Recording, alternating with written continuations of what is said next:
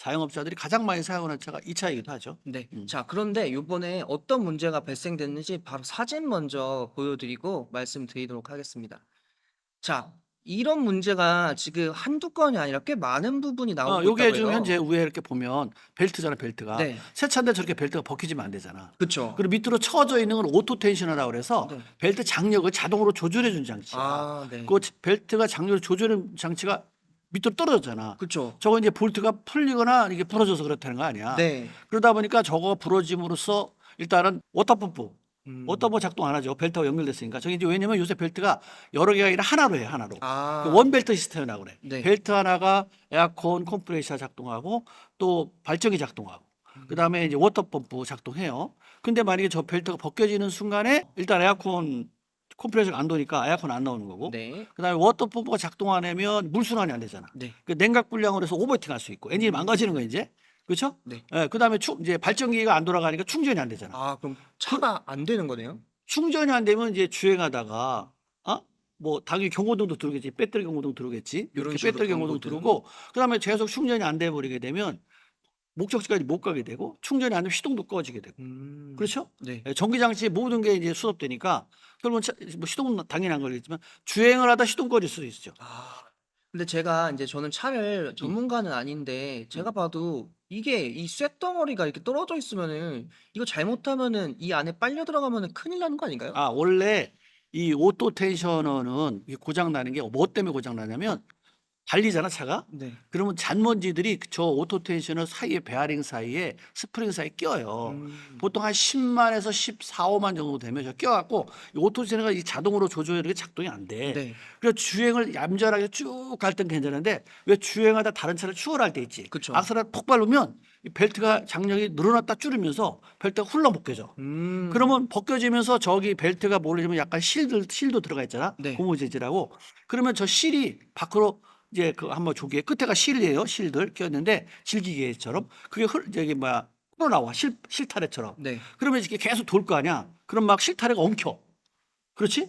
근데 이제 밖에서만 엉키면 저 상태로 끝나는 건데 이 차는 새 차기 때문에 저걸로 끝난 거야. 아. 근데 차가 좀 노후되잖아. 네. 그럼 실이 저거 풀리면 어디로 하면 엔진 타이밍 카바 있지. 네. 그걸로 들어가.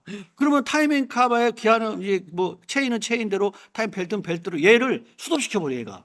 그러면 이제 벨트가 벗겨지거나 하면 그냥 피스톤이 우당탕탕 쳐가지고 시린다 헤드는 물론 시린다 벽까지 칠 수 있지. 그러니까 처음에는 원인은 지금 현재 오토 텐션의 볼트가 부러지거나 풀려서 저게 빠져나왔지만 결과치는 커.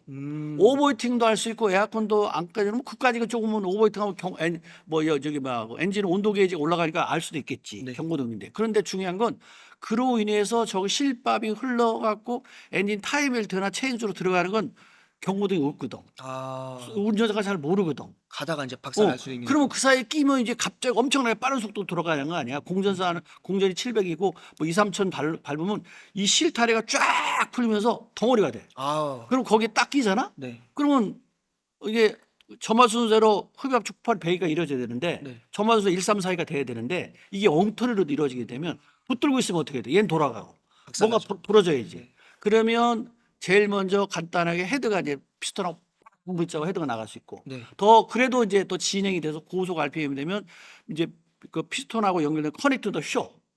그러면 또 쉬어가지고 가만히 있으면 되는데 요새는 이 단조가 아니라 소결합금이라 그래서 네. 그 쇠를 주차를 이렇게 해가지고 이제 밀가루처럼 이렇게 곱게 가지고 찌는 거야 이렇게 한 마디로. 아. 찌다 보니까 약해. 가볍긴 한데. 네. 그럼 이게 부러질 거 아니야? 그럼 시린다벽을 빵 치고 나오면 오일이 확 쏟아질 거 아니야? 그거 화재인가요? 화재도 일어날 수 있지. 그러면은 지금 그러면 이제 엔진 통째로 교환. 근데 이 차는 그나마 보증기간 내에 있으니까 저거 이제 뭐 공짜로 갈 수 있는데 그쵸. 만약에 보증기간 넘은 상태에서 저런 일이 발생되면 이거 누구 책임인가? 소비자 다 책임이죠. 이제 소비자한테 갈 것이고 결국은 이거는 뭐 교환 시기를 넘어서 안 가열했다 정비 불량 소비자 과실 이렇게 나오니까 이 문제는 사실은 저 벨트 하나 벗겨진 걸로 좀 보이지만 이 문제는 크게 번지는 사건 중에 하나다. 그래서 우리 박 PD가 오늘 썸네일 아주 강하게 썼더만. 맞아요. 저는 썸네일 항상 썸네일 장인이기 때문에. 자, 그런데 방금 말씀해 주신 것처럼 최악의 경우 엔진이 부서질 수도 있잖아요. 그럴 경우에 지금 채팅창에서 수리비가 어느 정도 나올지 여쭤보시는 분이 계신데. 그러면 이제 요새 저기 다이렉트 방식 저기 TL PDI 다이렉트 방식의 엔진 상태는 모르지만 보통 요 정도로 감안해 시린다 블럭이랑 팩동 가면 한 5,600 나오죠. 이게 차가 2천만 부속값만, 원인데 부속값만. 공기까지. 그러니까 공리까지 하고 이거 주변에 거 따지면 한 돈 800 나올 수도 있어요. 음. 그리고 지금 또 여쭤보시는 게 그러면은 이제 운전자가 이렇게 음. 운전하다가 갑자기 부서지면은 운전자는 잘 살아 계시겠죠? 아니 근데 중요한 건 뭐 아마 이제 충전이 안 되면 경고등이 뜨고 네. 또 아마 엔진 오일 온도가 올라갔을 거 아니야. 네. 그럼 운전자가 발견해서 차를 세우면 다행인데 음. 저게 가다가 만약에 모르고 막 이렇게 뭐 가다가 갑자기 또 배터리 상태도 안 좋은 상태에서 지금 현재 있는 상태로 저 운행하다 보면 시동도 꺼올 수 있잖아요. 그러니까 저게 낮에 같으면 그래도 주변의 차들이 그 차를 주시해가면서 뭔가 피해 줄 텐데 밤에 음. 이때 뭐 안개 꼈을 때 비가 올 때 이거는 전방을 좀 확인하기가 좀 어렵잖아. 그쵸. 그러면 사고로 이어질 수 있기 때문에 굉장히 위험한 거죠. 어쨌든 자동차에 이게 그 뭐야 시동이 꺼진다는 것은 안전사고에 굉장히 밀접한 거고 뭐 고장 수리하는 거 돈만 들어가면 되는 거예요. 네. 그렇죠? 돈이 들어가서 엉뚱하게 돈 들어가면 잘못됐지만 근데 시동이 꺼져서 이제 추돌 사고라든가 안전사고 났을 때 이제 이게 심각해지는 거 아니냐 이런 얘기지. 네. 근데 이게 음. 요 이거는 정상적인 거야. 이게 요렇게 정상적인 거잖아요. 요게 이제 요쪽은 이제 크랭크 축이고 저 가운데 왼쪽에 네. 요거는 이제 에어컨 컴프레셔야. 그다음에 이제 끝 저쪽은 발전기고 네. 중간에 있는 게 오토 텐셔너예요. 저게 문제인 예, 거죠. 저게 이제 이제 저 벨트 장력이 이렇게 돼 있잖아. 네. 이거를 자동으로 조절해 주는 장치예요. 저 볼트가 이제 빠져나왔다는 거지 아까. 네. 자, 이제 여기 있네. 여기 지금 빠져나왔네. 왼쪽에 이 볼트가 지금 문제인 걸로 밝혀졌는데요. 근데 이것도 몰라요. 이게 왜 그러냐면 네. 이게 볼트하고 너트 체결하는 부분에서는 약간 강도가 달라야 돼요. 네. 그래서 우리가 배기 쪽에 보면 그 배기밀 너트 같은 건 동화샤로 동으로 돼 있잖아. 네. 동으로. 왜? 그다음에 그 안에 있는 거 주철로 돼 있잖아요. 그쵸. 볼트가. 그래야지 체결이 잘 돼서 안 풀려요. 그래서 그리고 또 다른 볼트들 마찬가지예요. 하나가 강하면 하나는 약해요. 예? 그렇게 해야지 볼트가 안 풀려요. 근데 둘 다 강하잖아요. 네. 그러면 어떤 진동에서 풀릴 수가 있죠. 뭔지 알죠? 이게 지금 그래서 풀리거나 아예 부서진다고 하더라고요. 이 볼트가. 그러니까 이 재질이 내가 본 볼트 재질이 이쪽 블럭 요거 지금 현재 박해와 이거하고 만나는 데는 저 시린다 블럭일 수도 있잖아요. 알루미늄. 그리고 이제 브라켓도 연결돼 있잖아요. 네. 저거랑 같이 그 체결에 이런 것들이 좀 뭔가 강도가 네. 강약이 맞아야 되는데 강약이 안 맞으면 볼트도 부러질 수도 있고 이제 풀릴 수도 있는데 만약 너무 강하면 부러질 거고 또 너무 약해서 하면 어그러질 수도 있어요. 네. 근데 풀렸다라고 얘기하는 아마 볼트의 강도에 그 체결하는데 뭔가 하나 잡아줘야 되잖아요.